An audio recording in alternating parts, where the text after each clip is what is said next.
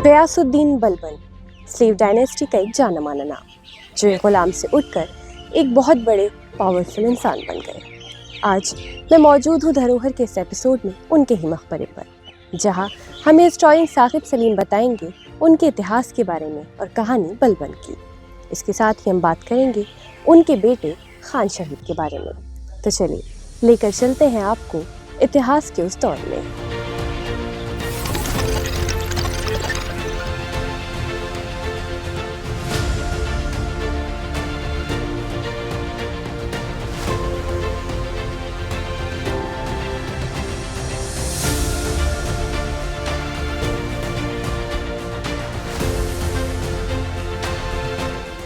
जैसे हम आज गयासुद्दीन बलबन के मकबरे के पास मौजूद है, तो मैं जानना चाहूँगी कौन थे बलबन? गयासुद्दीन बलबन अगर हम ऐसे बात करें तो जो सल्तनत पीरियड है 13वीं सदी में, यानी कि सन 1200 से 1300 के बीच, भारत में एक सल्तनत डायनेस्टी है। उसमें एक डायनेस्टी है जिसे स्लेव डायनेस्टी या ममलूक डायनेस्टी कहते हैं। तो ये उसके 9वें बादशाह थे और उसके आखिरी बादशाह भी कहे जाते हैं। तो बलबन वो थे और हम आज उनके मकबरे पर आए हैं। सर, जैसे उन्हें इल्तुतमिश ने ख़रीदा था, तो ये क्या पूरा किस्सा था? किस्सा ये था कि वो एक तुर्क थे और जब मंगोलों ने हमला किया उनके इलाके पर, तो जैसे उस ज़माने में होता ये था कि जब आप किसी पर हमला करते थे तो आप वहाँ के बच्चे, औरतें सभी को कैप्चर कर लेते थे। तो इन्हें भी कैप्चर किया गया और इन्हें बेच दिया गया। तो इन्हें एक सूफ़ी थे बसरा के, उनके हाथ बेच दिया गया था। वहाँ पर उसके बाद वो हिंदुस्तान आए और हिंदुस्तान में उस वक्त इल्तुतमिश की हुकूमत थी। इल्तुतमिश खुद एक क्या कहते हैं, स्लेव डायनेस्टी के ही राजा थे, यानी कि स्लेव्स जब डायनेस्टी चला रहे थे तो इल्तुतमिश ने उन्हें ख़रीदा और उनके 40 जो सबसे क्लोज़ ग़ुलाम थे, उनमें से एक ग़ुलाम बलबन, गयासुद्दीन बलबन, जो कि उनका सुल्तान बनने के बाद का नाम है। तो गयासुद्दीन एक उन 40 में से थे। और बाद में जब रज़िया सुल्तान एम्परर बनी, तो रज़िया सुल्तान के ख़िलाफ़ जो रिबेल हुआ, जो एक विद्रोह हुआ, उसमें भी इन्होंने हिस्सा लिया, जिसकी वजह से ये पावर से दूर हो गए थे। लेकिन उसके बाद जब अगले सुल्तान नसीरुद्दीन आए तो ये वापस पावर में आने लगे। उसके बाद ये अगले सुल्तान बने। तो बलबन एक आप कह सकते हैं स्लेव थे, एक ग़ुलाम थे, जिन्हें बाकायदा 2 बार बेचा गया। पहली बार मंगोलों ने बेचा, अगली बार जब हिंदुस्तान उनका मालिक उन्हें लेकर आया तो उसने इल्तुतमिश के हाथ बेच दिया। तो जैसे आपने बताया कि वो ग़ुलाम थे, तो ये ग़ुलाम से वो इतने पावरफुल कैसे हो गए?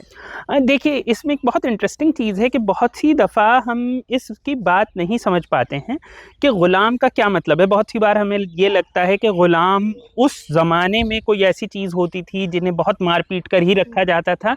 ऐसा नहीं था। असल में बहुत सारी बड़ी फैमिलीज़ के लोग जब जंग में पकड़े जाते थे तो उनसे उन्हीं के मयार का, उन्हीं के स्टैंडर्ड का काम लिया जाता था। मान लीजिए कोई साइंटिस्ट है, तो जैसे आज के ज़माने में हम लोग सैलरी लेते हैं, उस ज़माने में ऐसे लोग भी ग़ुलाम कहलाते थे, क्योंकि वो पूरी तरीक़े से अपने पास रखे जाते थे। यानी कि उनका खाना, पीना, रहना, हर चीज़ उनके पास होती थी। तो उन्हें हम ग़ुलाम कहते थे। उन्हें ऐसा सैलरी नहीं मिलती थी, लेकिन उन्हें बाकी चीज़ मिला करती थी और वो पूरे तौर पर अपने मालिक पर डिपेंड होते थे। ये एक अजीब सी थ्योरी है, लेकिन इस सब के बीच क्योंकि वो काफ़ी इम्पॉर्टेंट होते थे, उन्हें इम्पॉर्टेंट काम दिए जाते थे, उन्हें आर्मी जनरल बनाया जाता था, वो आर्मीज़ को लीड करते थे। कई बार वो आपके रहने सहने में मदद करते थे, कई बार वो फॉस्टर मदर्स भी आपको स्लेव मिलेंगी। तो ऐसे जो लोग हैं, जब आप उन्हें पास से देखते हैं तो वो ऑलरेडी काफ़ी पावरफुल होते थे। और स्लेव डायनेस्टी के वक्त ये हुआ था कि जो स्लेव्स थे उनके हाथ ही पावर आने लगी थी। और एक तरीके से ये अपने आप में एक अजूबा कहा जाएगा इस दुनिया का, कि लोगों ने जो स्लेव्स थे उन्हें एक बादशाह बनाया और वो बादशाह बने और उन्होंने सक्सेसफुली रूल किया। तो इससे ये भी पता चलता है कि जो हम समझते हैं स्लेव से और ग़ुलाम से, इस वर्ड का वो मतलब उस ज़माने में नहीं था जो एकदम से हमारे दिमाग को स्ट्राइक करता है। तो जैसे आज सर हम उनके मकबरे पर मौजूद है, तो मैं जानना चाहूँगी क्या शुरू से ही मकबरा था? और ये भी कहा जाता है कि इसे दारुल अमन भी बोला जाता जी, था। ये दारुल अमन, इसको लेकर थोड़ी बहुत अलग-अलग थ्योरीज़ हैं। कुछ लोगों का कहना है ये किला है, कुछ लोगों का कहना है ये सिर्फ महल है। दारुल अमन यानी कि एक ऐसी जगह जो अमन का घर। तो ये अमन का घर के तौर पर बलबन की अपनी बनाई हुई जगह है, जहाँ पर वो रहा करते थे। सन 1266 में वो सुल्तान बने, उसके बाद ही उन्होंने ये जगह बनाई। और जब उनका इंतकाल हुआ 1286-87 में, तब वो यहीं पर दफनाए गए, उन्हें यहाँ लाकर दफनाया गया। तो टोम बाद में बना, यानी कि मकबरा बाद में बना है, लेकिन ये पहले से आबाद जगह थी।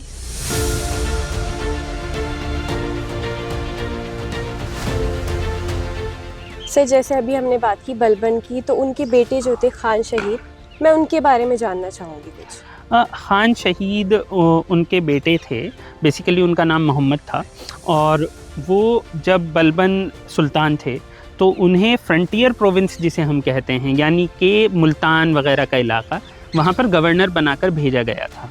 और मंगोल उधर से उस ज़माने में हमला किया करते थे, तो मंगोलों के कई हमले उन्होंने रेजिस्ट किए, कई बार जंग हुई। लेकिन 1285 के आसपास एक जंग में वो मारे गए। और जैसा कि आपको पता होगा, मरने वाले जो होते हैं उसके लिए एक इस्लामिक टर्म है शहीद, जो कि यानी कि वीरगति को प्राप्त होना, मार्टर। तो वो शहीद कहलाए और इसलिए उन्हें खान शहीद के नाम से जाना गया। और बलबन के बारे में कहा जाता है कि अपने इस बेटे की मौत का उन्हें बहुत गम हुआ। तब बलबन 80 साल के हो चुके थे और उनके बेटे की मौत हो गई थी, जो कि उन्हें बहुत प्यारा था। तो जो उनके बारे में राइटिंग्स हैं वो ये कहती हैं कि 1285 के बाद वो भले ही दिन भर नॉर्मल रहते थे, रात में वो रोया करते थे, रोते रोते कपड़े फाड़ देते थे, कई बार दीवार में सर मारा करते थे, और ऐसे बहुत सी चीज़ें उनके बारे में हैं। और यहीं पर उन्हें दफनाया गया और उन्हीं की कब्र के पास बैठकर बलबन अपना एक तरीके से सोग मनाया करते थे। तो ये सारी चीज़ें हमारे सामने हैं। तो उन्हें खान शहीद कहा जाता है क्योंकि वो शहीद हुए थे। तो बलबन उन्हीं के गम में 1 साल बाद चल बसे और बाद में बलबन की कब्र भी उन्हीं के पास दारुल अमन में बनी, वहीं पर वो दफनाए गए। तो जैसे हम देखते हैं जो इलाका है महरौली, यहाँ पे कुतुब मीनार है, जमाली कमाली मौजूद है, तो यहीं पे इन दोनों के मकबरे क्यों हैं? देखिए, अगर आप इस इलाके पे गौर करें तो महरौली जो है वो पुराना दिल्ली का शहर है। यही दिल्ली थी जबकि यहाँ पर इस्लामिक सुल्तान जिन्हें कहते हैं, गौरी के बाद का जो दौर है, तो जब आए तो दिल्ली इसी जगह बसी हुई थी। इसीलिए पुरानी जितनी चीज़ें हैं वो यहाँ पर हैं। ये पहली कैपिटल है, आपको ऐसे समझना पड़ेगा। इसीलिए यहाँ पर बख्तियार काकी भी हैं।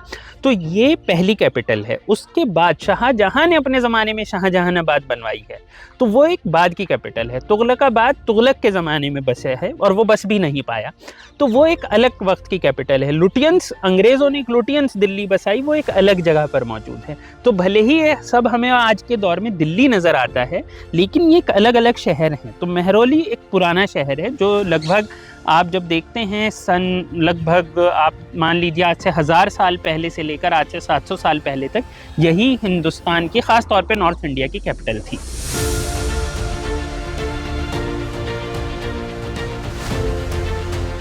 सब बोला जाता है कि पहला इस्लामिक डोम था, और आर्किटेक्चर के बारे में आपका क्या कहना है इसके? देखिए, जितने हमारे पास सोर्सेज हैं, ऐसा कहा जाता है और ऐसा हमें पता चलता है कि भारत में जो मुस्लिम आर्किटेक्चर या इस्लामिक आर्किटेक्चर कहा जाता है, उसके हिसाब से पहला जो गुंबद है वो इसी मकबरे पर बना है।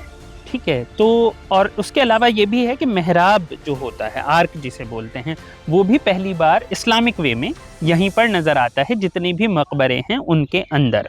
तो क्योंकि अगर आप देखें तो 1286 का है, आप खुद ही हिसाब लगा सकते हैं कि 1192 यानी कि इससे लगभग 100 साल से भी कम पहले मोहम्मद गौरी हिंदुस्तान आए।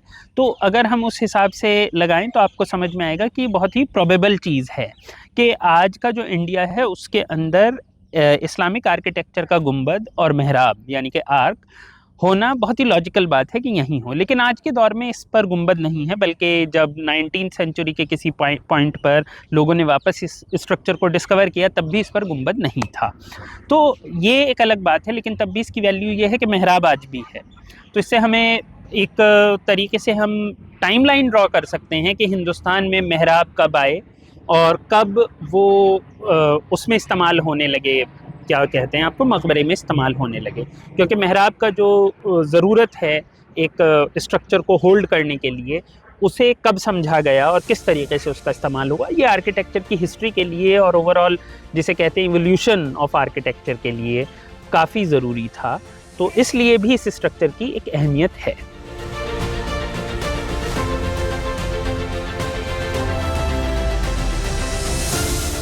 धरोहर के इस एपिसोड में हम आपको लेके आए थे बलबन और खान शहीद के मकबरे पर, जो दिल्ली के मेहरौली में मौजूद है। ऐसी और भी वीडियोस के लिए आप देखते रहिए हर संडे धरोहर। कैमरामैन साजिद के साथ अमीना माजिद।